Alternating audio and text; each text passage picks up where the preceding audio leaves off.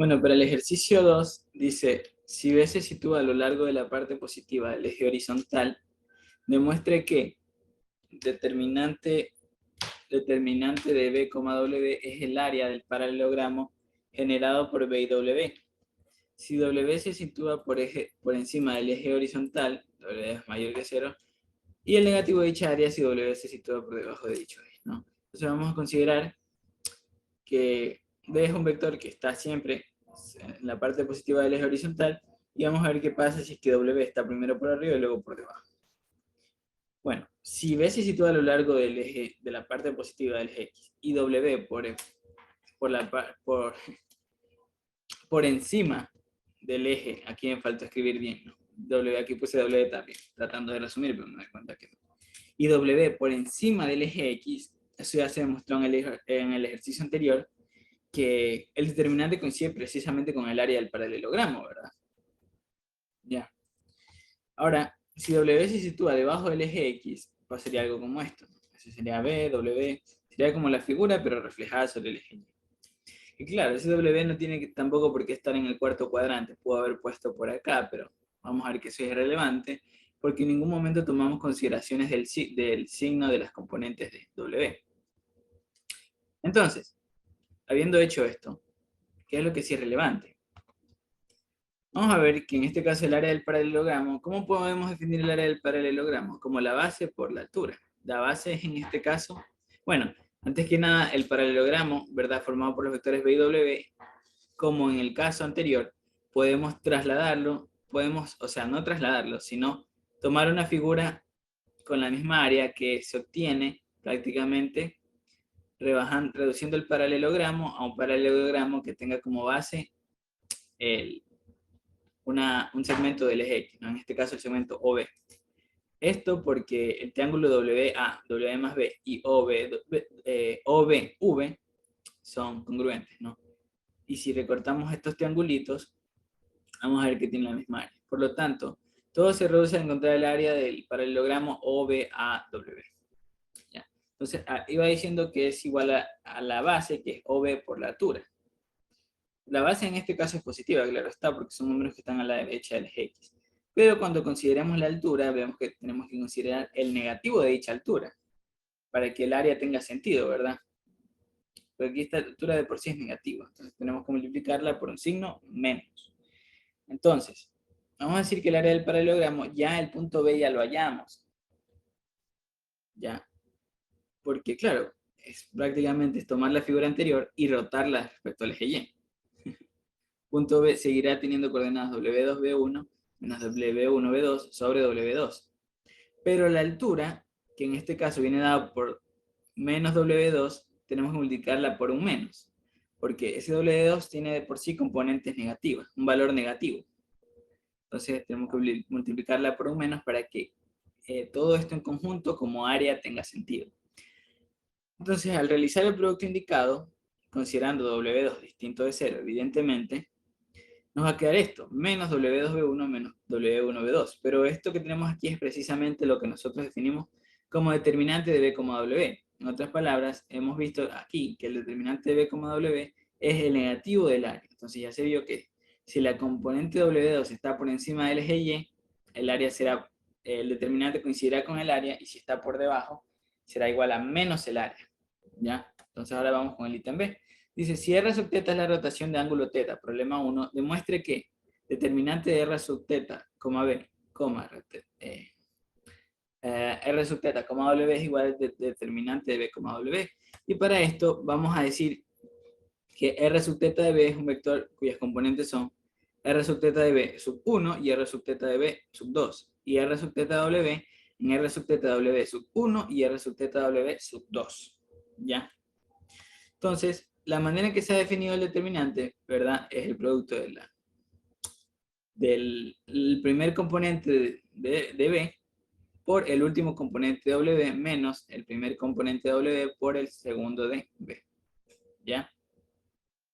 Por la manera en que ha sido definido el determinante. Pero ya nosotros sabemos el valor de cada coordenada porque ya determinamos, dado un punto x, y, qué coordenadas va a tener el vector R sub θ de x, y. Entonces, en este caso sería B1 por coseno de teta menos B2 seno de teta para este componente, ¿verdad? Para esta segunda componente sería W1 seno de teta más W2 coseno de teta. Para este tercer componente de aquí sería W1 coseno de teta menos W2 seno de teta. Y para el último, B1 seno de teta más B2 coseno de teta. Entonces, bueno, aquí toca realizar los productos indicados. Y llegaremos a una expresión como esta, ¿no? La decisión de las operaciones en este orden para que se vea claramente. Este por este, lo que nos da B1 W1 coseno por seno, es el que tenemos aquí. Este por este nos da B1 W2 coseno cuadrado.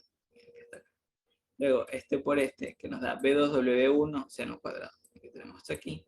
Y luego este por este de acá, que sería B2 W2 seno por coseno. Y en ese mismo orden vamos haciendo acá. W1 coseno por B1 seno sería menos W1 B1 coseno por seno. Este por este sería W1 por B2 coseno cuadrado. Acá lo tenemos. Teniendo en cuenta el menos, ¿no?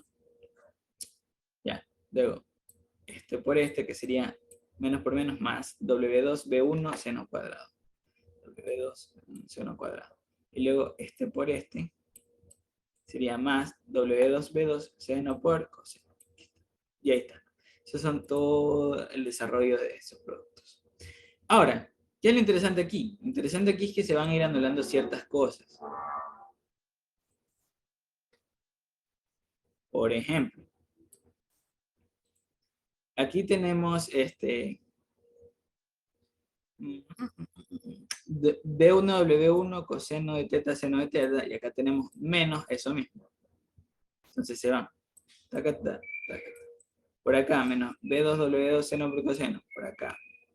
Más W2 seno por coseno. Se van. Taca, taca, taca. ¿Qué es lo que sobrevive? Ah, ya. B1 W2 coseno cuadrado. B1 W2 seno cuadrado. ¿Por qué es interesante agrupar esos dos? Porque si sacamos B1 W2, nos va a quedar eso por coseno cuadrado más seno cuadrado, que sabemos que es 1. Entonces, de eso solamente sobrevive B1 W2. Y cuando agrupemos, aquí hay otro par, B2 W1 seno cuadrado menos W1 B2 coseno cuadrado, también de ello sobrevivirá solamente B2 W1. Entonces, bueno, aquí ya los he escrito y aquí ya los he agrupado como lo he dicho. ¿Ya? Entonces, hemos como quiera factorizado las componentes no trigonométricas, por decirlo de alguna manera, de manera que tengamos coseno cuadrado más seno cuadrado en un miembro y seno cuadrado más coseno cuadrado en el otro. Sabemos que eso se va y nos queda B1W2 menos B2W1.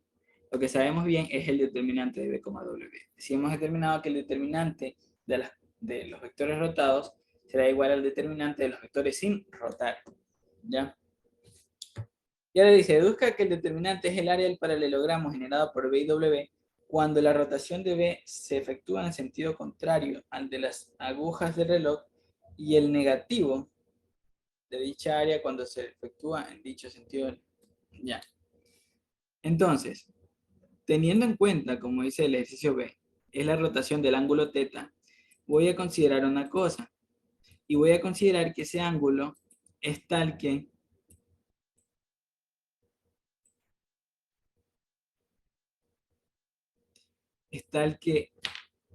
digamos, estos eran los vectores, ¿verdad? Es decir, este es B y este es W. Es tal que al aplicarse los vectores quedan en el segundo cuadrante si lo hago en el sentido horario y en el cuarto cuadrante si lo hago en el sentido antihorario. ¿Por qué?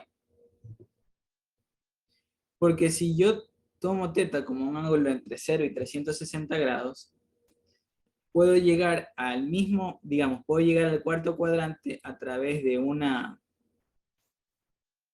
ángulo suficientemente grande, ¿verdad? Puedo llegar a la misma posición que yo llegaría en el sentido antihorario con un ángulo más pequeño.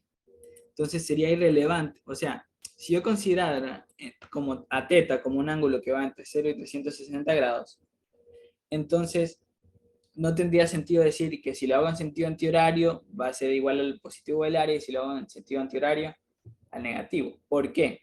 Porque yo pudiese llegar a un mismo punto como lo he mostrado aquí, a un mismo cuadrante a través de ambas posiciones y llegaría a la misma figura, entonces el área sería la misma.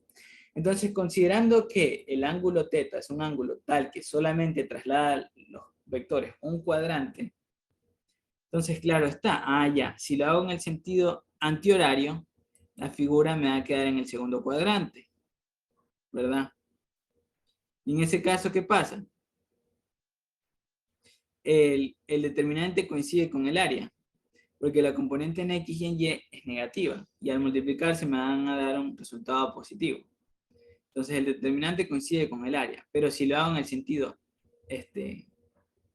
a ver, un ratito, en el sentido horario, ahí será negativo. ¿Por qué? Porque la componente para X será positiva, pero para Y negativa. Entonces ahí es que tiene sentido, ¿no?